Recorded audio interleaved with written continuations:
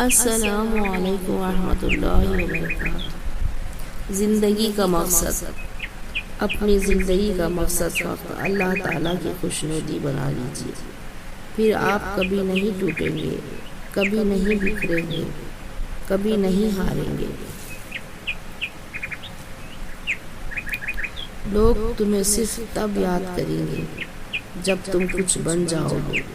جو حال میں تمہیں نظر انداز کرتے ہیں وہی کل تمہارے پیچھے آئیں گے۔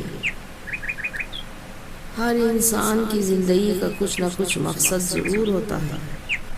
جس شخص کے سامنے کوئی منزل نہیں ہوتی وہ اس جہاز کی مانند ہے جسے اپنی منزل کا پتہ نہ ہو، اور ایسا جہاز ہمیشہ طوفان اور سرکش موجوں کے رحم و کرم پر رہتا ہے۔ رسول اللہ صلی اللہ علیہ وسلم نے فرمایا، اللہ تعالیٰ فرماتے ہیں، میرے ذکر کے لیے وقت نکالو، میں تمہارے کام میں برکت عطا کروں گا، ورنہ دنیاوی کاموں کی کثرت تم پر اس قدر مسلط کر دوں گا کہ تمہیں فرصت ہی نہ ہوگی اور سکون سے محروم رہو گے۔ صحیح بخاری۔ رسول اللہ صلی اللہ علیہ وسلم نے فرمایا، تم میں سب سے زیادہ عزیز مجھے وہ شخص ہے جس کے عادات و اخلاق سب سے عمدہ ہوں۔ صحیح بخاری 3759۔ رسول اللہ صلی اللہ علیہ وسلم نے فرمایا، اگر تم وہ جان لیتے جو میں جانتا ہوں تو تم بہت کم ہنستے اور بہت زیادہ روتے۔ صحیح بخاری۔ زندگی کا مقصد، اپنی زندگی کا مقصد فقط اللہ تعالیٰ کی خوشنودی بنا لیجیے، پھر آپ کبھی نہیں ٹوٹیں گے، کبھی نہیں بکھریں گے، کبھی نہیں ہاریں گے۔ لوگ تمہیں صرف تب یاد کریں گے جب تم کچھ بن جاؤ گے۔ جو حال میں تمہیں نظر انداز کرتے ہیں وہی کل تمہارے پیچھے آئیں گے۔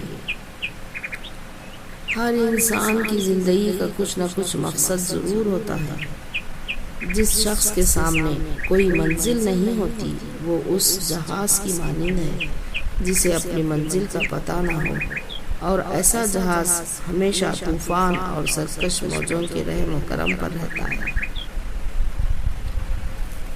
رسول اللہ صلی اللہ علیہ وسلم نے فرمایا، اللہ تعالیٰ فرماتے ہیں، میرے ذکر کے لیے وقت نکالو، میں تمہارے کام میں برکت عطا کروں گا، ورنہ دنیاوی کاموں کی کثرت تم پر اس قدر مسلط کر دوں گا کہ تمہیں فرصت ہی نہ ہوگی اور سکون سے محروم رہو گے۔